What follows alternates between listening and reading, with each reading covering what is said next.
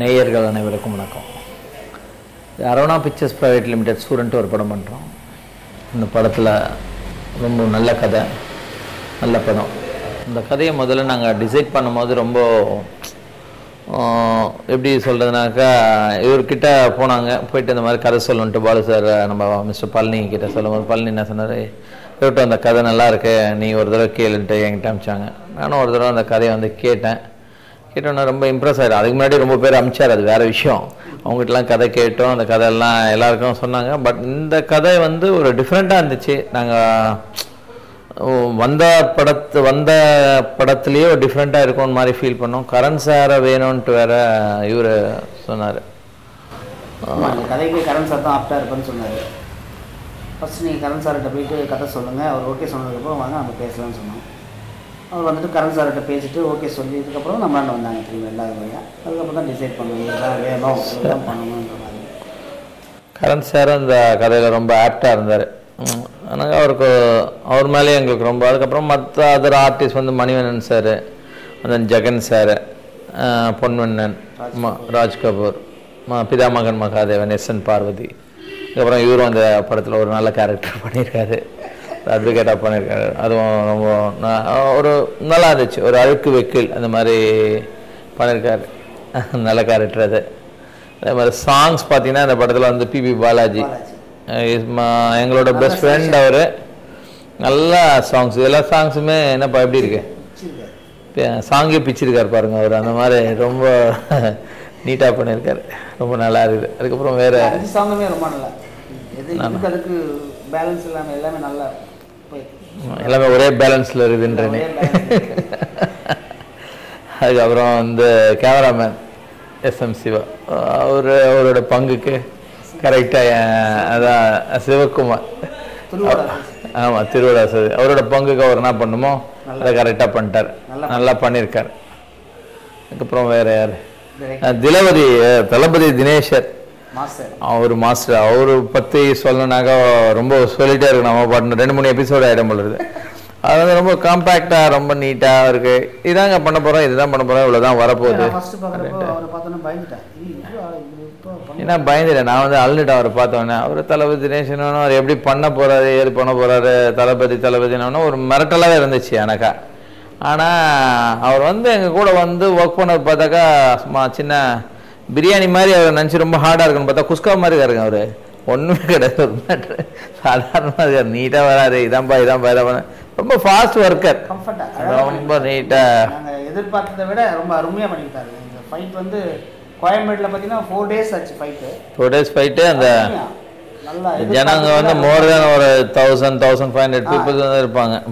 இப்போ that is junior artist மிரட்டி பண்ணுறதுக்கு நல்லா அது ஜாலியாக இருந்ததுன்னு வச்சுங்களேன். இந்த படம் ஆரம்பித்தது ஏப்ரல் 18 பூஜை போட்டோம். ஆரம்பிச்சதில்ல முடிச்சதுன்னு தெரில, கிடக்குறேன்னு. டேரக்டர் அதே மாதிரி ரொம்ப ஃபாஸ்ட் ஒர்க்கு, என்ன சொன்னாரோ அதை எடுத்து கொடுத்தாரு. ரொம்ப அழகாகவும் பண்ணார் டேரக்டர். அவர் என்ன சொன்னாரோ ஃபஸ்ட்டு டே ஸ்கிரிப்ட் சொல்லும் போது எப்படி ஃபீல் பண்ணாரோ அதானப்பா பண்ணியிருக்காரு. அதில் ஒன்றும் பண்ணல, நல்லா பண்ணியிருக்காரு. அவருக்கு இன்னும் அழகாக, ஆமாம் நல்லா பண்ணியிருக்காரு. அவர் டேரக்டரை பொறுத்த வரைக்கும் அவரோட பங்குக்கு வேறு என்ன பண்ணியிருக்காரு, அவரோட பங்குக்கு எல்லா விஷயமும் நல்லா, எல்லா பங்கும் அவரோட பங்குனா என்ன பங்கு சொல்ற நீ? அவரோட பங்குனா டேரக்டரோட பங்கு சொல்றாங்க. அவர் நல்லா பங்குனா அவங்களுக்கு ஒரு பங்கு கொடுக்க நினச்சி போகிறாங்க எல்லாரும் ஆடியன்ஸ். அவர் நல்லா பண்ணியிருக்காரு. அவர் என்ன ஸ்க்ரீன் பிளே, அவர் பாட்டு வேறு எழுதியிருக்காரு. இதில் ஒரு 4 பாட்டு எழுதியிருக்காரு. அவர் ரொம்ப நல்லா வந்திருக்கு எல்லா பாட்டும். ஒரு பாட்டு வாழ்க்கையில் பேர்த்தை பற்றி சொல்லியிருக்காரு, டெத்தை பற்றி சொல்லியிருக்காரு, தப்பு அந்த சாங். அதுக்கப்புறம் தப்புன்னு ஒன்றுமே இல்லை இந்த உலகத்தில்னு ஒரு பாட்டு ஒன்று எழுதியிருக்காரு. அப்புறம் யுகபாரதி சார் ஒரு பாட்டு ஒன்று எழுதியிருக்காரு, அவரும் ரொம்ப நல்லா பாடு.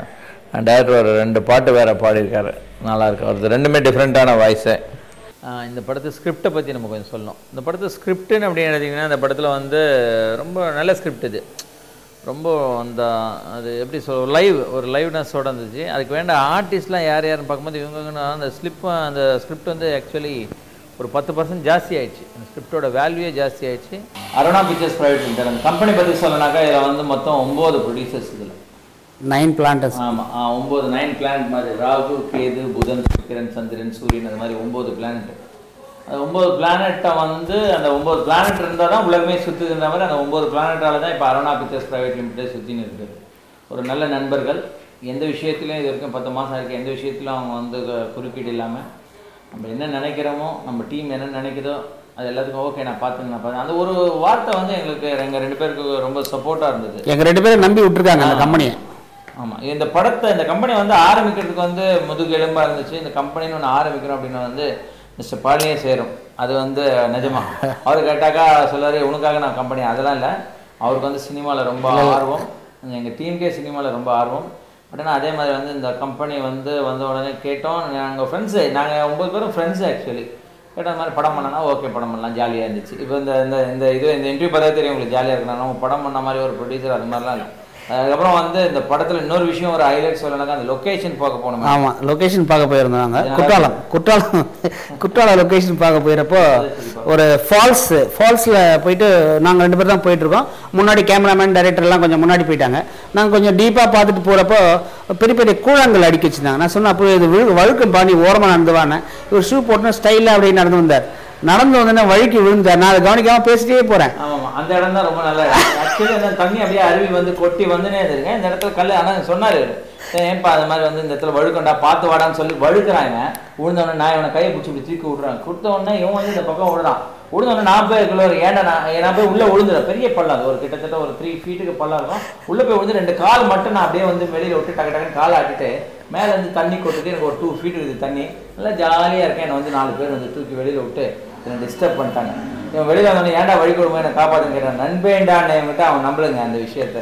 ஆக்சுவலி விழுந்தது வந்து இவனுக்காக தான் நான் அந்த இடத்துல போய் விழுந்தேன்றது வந்து இன்னும் ஒத்துக்கல. இதை இன்டர்வியூல வேற சொல்லன்ட்டு அடம் பிடிச்சி வந்து சொல்றான் பாருங்க. எப்படி 5 நிமிஷம் பார்க்காம தான் சிவாஜியை வந்து நாங்கள் பார்த்துருக்க முடியாது. அப்படி ஒரு டேஞ்சரான ப்ராப்ளம் தான். ஒரு காமெடியாக எடுத்துட்டு இருக்காரு. அது உண்மையிலே அன்றைக்கி நான் பார்த்துட்டு போய் 2 நாள் வந்து என்னோட அந்த வைப்ரேஷனே இல்லை. கையெல்லாம் வைப்ரேஷன் ஆகிட்டே இருந்தது. என்னாச்சு கேட்டா சாயங்காலம் போயிட்டு இருப்பியே. ஆமாம், போயிட்டு இருப்பேன். சாயங்காலமா ஆடுது இவனுக்கு கத்துறது. ஏன்னா நான் விழுந்தது சாயங்காலம். அதான் சொல்றேன். கரெக்ட்.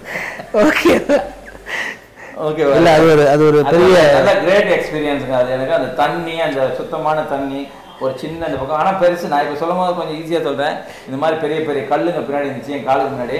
அதில் போய் ரவுண்டாக இப்படி ஆர்ச் மாதிரி விழுந்துட்டேன். வச்சு பண்ணதுனாக்கா இந்த படம் நம்மளுக்கு சமர்ப்பணமாக இருக்கும். அதுவும் ஜாலியாக இருந்திருக்கும் போல. அதுவும் நல்லா இருந்துச்சு. அது காலு 2 காலும் ஷூ மட்டும் தான் தெரியும். டக்கு டக்குன்னு அடுத்து அந்த கை காட்டு இப்படி ஆட்டுறான் பாருங்க. இந்த மாதிரி ஏன்னா அவனை காப்பாற்றுறது நானே இன்னைக்கு. அதனால வந்து ரொம்ப சந்தோஷமாக இருக்குது. வேற எதுவும் லொக்கேஷன் பார்க்குற இடத்துல வேற எதுவும் சின்ன அதெல்லாம் பெருசு இல்லை. பட் என் நண்பனை இழந்திருப்பான் அந்த லொக்கேஷன் பார்க்குறப்போ. அந்த விஷயத்த சொல்லணும் தான் அதை நான் சொல்கிறேன். ரொம்ப ஃபீலோட சொல்லாமல் நண்பனை இழந்திருப்பேன், எடுக்காமல் இருக்கேன் சாமி அப்படின்ற மாதிரி நல்லா இருக்குது. நல்லா தான். நன்றிங்க. தேங்க்யூ. நன்றி.